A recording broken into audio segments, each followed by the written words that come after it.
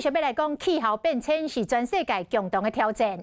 而这个北极圈有人在住的上北边，在2008年是建立一个经济库，只要把食物经济的建本送入去，不管拄到什么款的危险，经济拢会当安全来保存。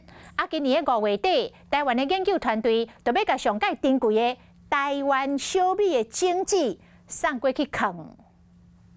看过去一片白雪雪冰原，敢若看画片，就会感觉会寒到死准。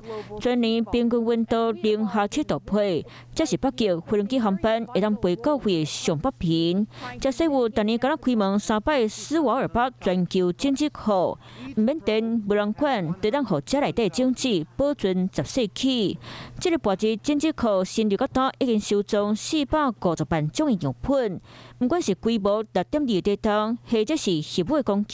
也让当维持经济不给瓦性，这些都是台湾相当珍贵的小米种。那在5月底之前呢，台湾的研究团队就会通通把它们送往北极。过去台湾就要甲台湾各国的经济送到北极安全避分，所落来轮到170种台湾珍贵的西亚种源，毕竟面对全球气候危机，袂当个等等。西亚东科化嘛真高适性，是对抗气候变迁冲击的重要战场。